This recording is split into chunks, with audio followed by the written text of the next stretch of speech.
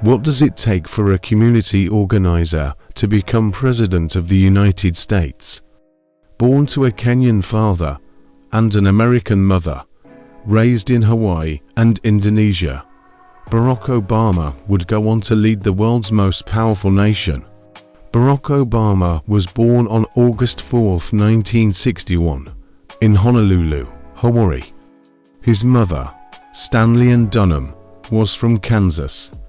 His father, Barack Obama Sr., was from Kenya. When Barack was very young, his parents separated, and his mother remarried.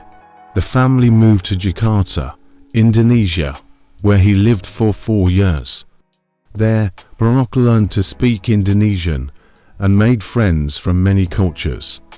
At age 10, Barack returned to Hawaii to live with his grandparents.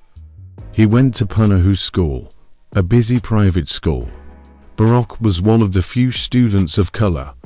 Sometimes he felt like an outsider, but he also felt proud of his mixed heritage. He loved to read books late at night by a small lamp in his room. He read about heroes, history, and people who made change in the world. In high school, Barack played basketball and did community service. He helped coach younger students and worked with local families. He saw how hard life could be for people without money or opportunity. These experiences made him care deeply about fairness and justice. After graduation, Barack studied at Occidental College in Los Angeles for 2 years. Then he transferred to Columbia University in New York City, where he studied political science. He spent his free time volunteering at homeless shelters and writing for the school newspaper. He learned that real change comes from listening to people and working together. In 1983, Barack graduated from Columbia. He moved to Chicago to work for a community organization. He knocked on doors in poor neighborhoods, asking residents what they needed: better schools, safer streets, and good jobs. He helped start job training programs and summer reading classes for children. He saw that when people come together, they can solve big problems. After a few years, Barack decided to study law. He went to Harvard Law School, where he became the first black president of the Harvard Law Review. His success at Harvard showed he could lead and work with smart people. In 1991, he graduated and returned to Chicago to teach constitutional law and continue community work. Barack's story shows that humble beginnings do not limit our future. He combined a global childhood, hard study, and years of service to rise in politics. In the next part, we will follow Barack Obama's journey from Illinois State Senator to the historic moment when he announced his candidacy for President of the United States. Development from Illinois State Senate to the U.S. Senate. After several years teaching and organizing in Chicago, Barack Obama felt a call to public office. In 1996, at age 35, he ran for and won a seat in the Illinois State Senate. His district included parts of Chicago's South Side neighborhoods of working families, small businesses, and immigrants. Every week, Senator Obama traveled by bus and train to meet constituents. He held town hall meetings in church basements and community centers. He listened as families described their struggles: a factory closing, schools needing repairs, violence in the streets. Obama believed government should help, not ignore, these voices. He sponsored laws to improve health care for working mothers, raise the minimum wage, and increase funding for early childhood education. In 2002, Obama faced his greatest test in Springfield, the state capital.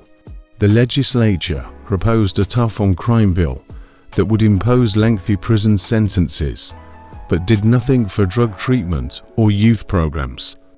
Many politicians supported it. Obama spoke out. arguing that punishment without prevention was not true justice. He said, "We need to treat the causes of crime, not just lock people up." Although his amendment failed, his speech drew attention. It showed he would stand by his principles, even when it was unpopular. By 2004, Obama had won re-election to the state Senate easily, but his ambitions reached higher. The retirement of U.S. Senator Peter Fitzgerald opened a seat in Washington, D.C. Obama entered a crowded Democratic primary. He traveled across Illinois rural towns, suburbs, and Chicago neighborhoods speaking to thousands at fairs, schools, and union halls. He told his own story, a multicultural childhood, years of community work, and a vision of one America, where people of all backgrounds could rise by their effort and talent. On March 16, 2004, at the Democratic National Convention in Boston, Obama delivered a keynote address that stunned the nation.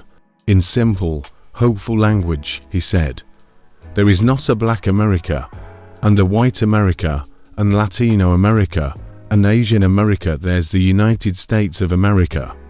He spoke of his grandparents, one a white woman from Kansas, the other a black man from Georgia who met in Hawaii and built a life together.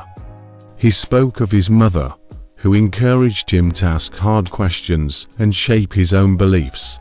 He spoke of small-town values and big-city dreams.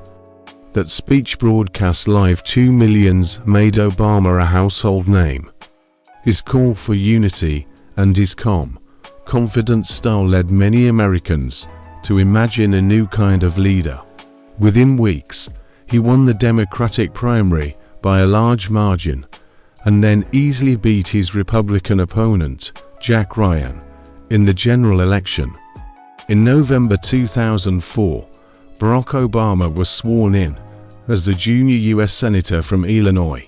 In Washington, Senator Obama joined committees on foreign relations and veterans affairs.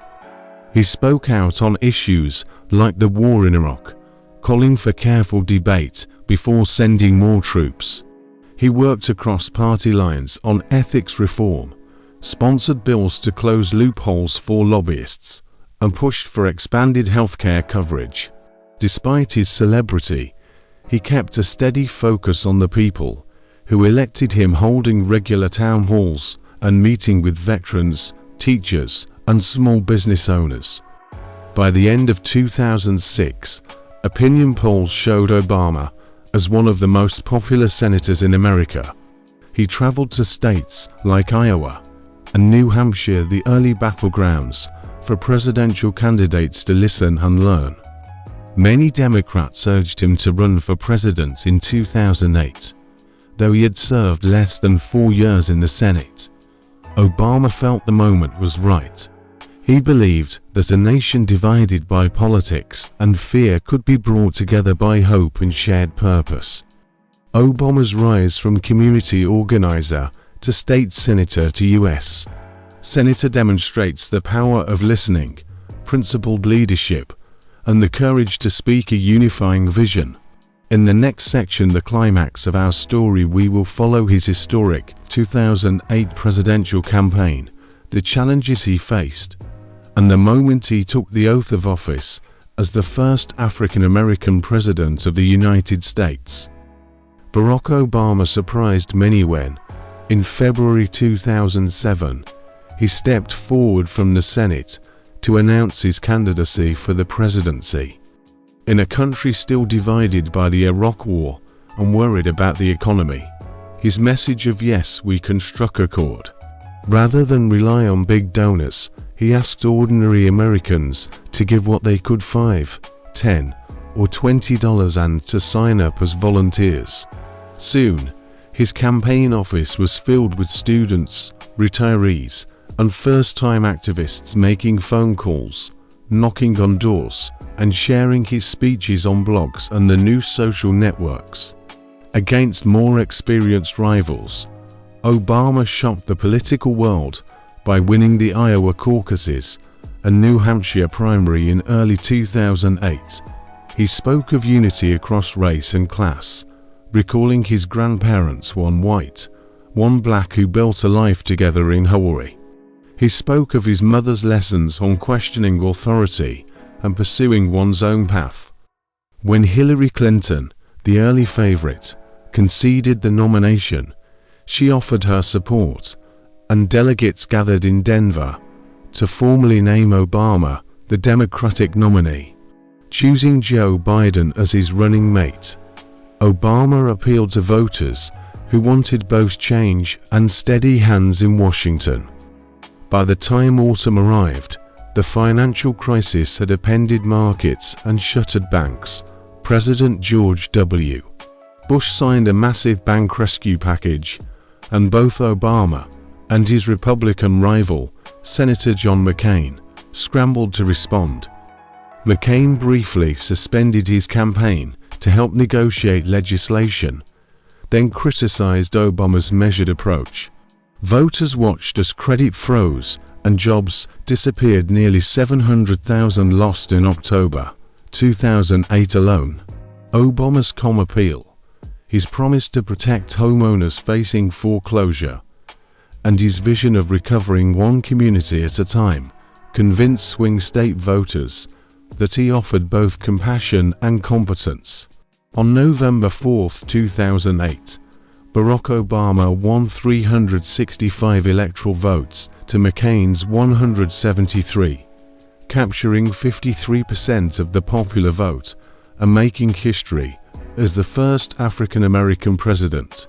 At his victory rally in Chicago's Grant Park, he turned to the packed crowd and said, "If there is anyone out there who still doubts that America is a place where all things are possible, tonight is your answer." Just 2 months later, President Obama was sworn in, inheriting an economy on the brink of collapse. In February 2009, he signed the American Recovery and Reinvestment Act, a $787 billion stimulus that combined tax cuts, unemployment benefits, and investments in roads, schools, and clean energy. The goal was to save or create 3 million jobs. While critics argued it spent too much, economists credit it with halting further economic freefall.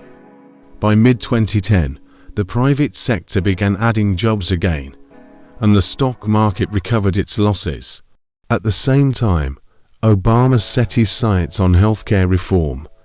Nearly 47 million Americans lacked insurance, and medical costs strained families. He pressed Congress for months, negotiating with Republicans and reaching across the aisle to moderate Democrats. In March 2010, he signed the Affordable Care Act into law. It banned insurance companies from denying coverage for pre-existing conditions, allowed young adults to stay on their parents' plans until age 26, and created online marketplaces for individuals to compare policies.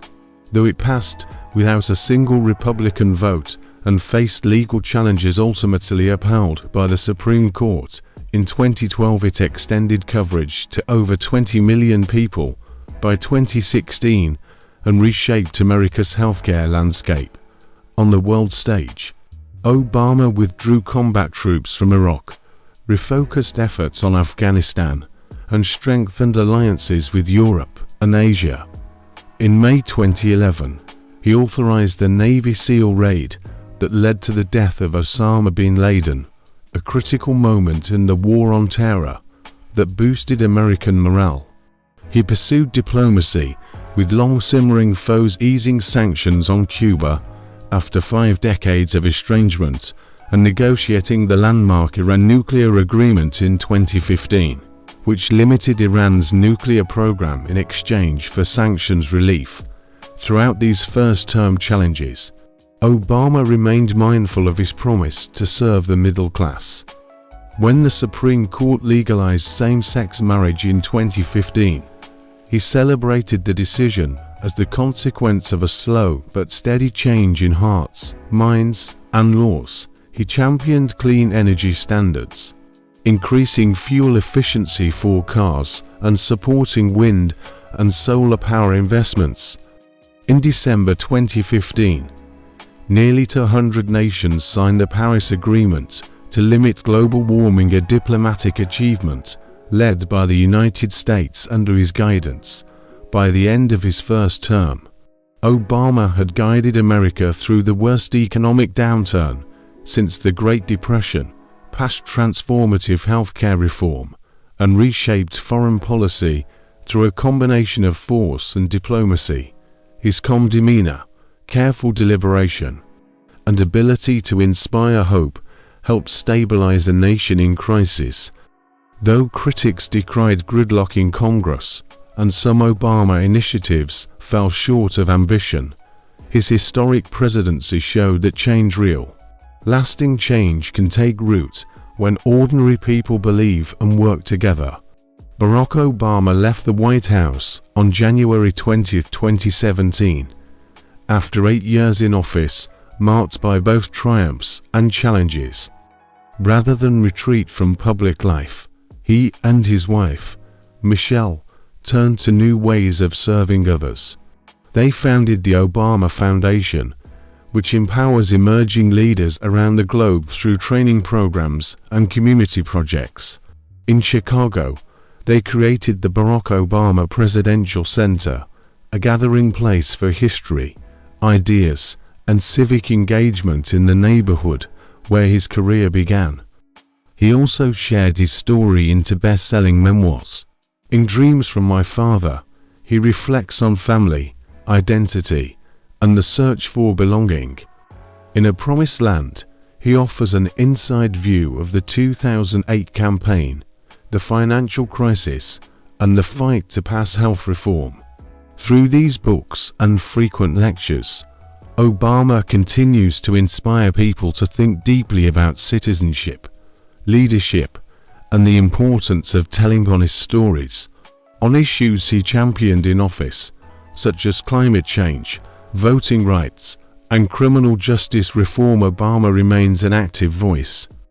He speaks out against laws that restrict access to voting, urges investments in clean energy, and applauds efforts to reduce mass incarceration.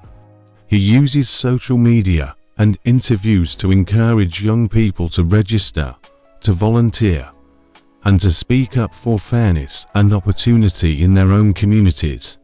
Michelle Obama, alongside her husband, continues to lead the Let's Move initiative on children's health, the Reach Higher campaign for a higher education, and When We All Vote, a non-profit to increase voter participation. Together, they model partnership and shared purpose, showing how married life can be both personal joy and public service. Barack Obama's journey from a child of mixed heritage, through community organizing on Chicago's South Side, to the heights of American politics, teaches enduring lessons. First, listening matters. He built trust by hearing people's real concerns, whether on a neighborhood block or before millions on television. Second, hope is powerful. His slogan, "Yes, we can," wasn't empty optimism, but a call to collective action, rooted in the belief that ordinary people can achieve extraordinary change. Third, leadership requires humility. Even as president, he often credited others, advisors, activists, volunteers for progress, reminding us that no one succeeds alone. As we look at today's challenges, polarized politics, social inequity, and global crisis, Obama's example offers guidance. Combine clear vision with respectful dialogue. Balance fierce conviction with willingness to compromise. And remember that progress often comes in small steps, rather than giant leaps. His story shows that setbacks are not proof of failure, but opportunities to learn, grow, and return more determined. Now it's up to each of us to write the next chapters. Whether you volunteer at a local shelter, mentor a student, vote in our elections, or simply listen to someone whose life differs from your own, you carry forward the work of building one America in a world full of division. Your actions like his can light the path toward unity in shared purpose. I have 3 special questions for you. 1. Which part of Barack Obama's legacy, his work with the Obama Foundation, his memoirs, or his advocacy on climate and voting rights inspires you most, and why? 2. How would you apply the Yes We Can spirit to a challenge in your community today? 3. What is one small step, 8 this week, to listen more deeply to those around you and build trust? If you enjoyed this story, please like the video and subscribe to the channel. It really helps me make more stories for you.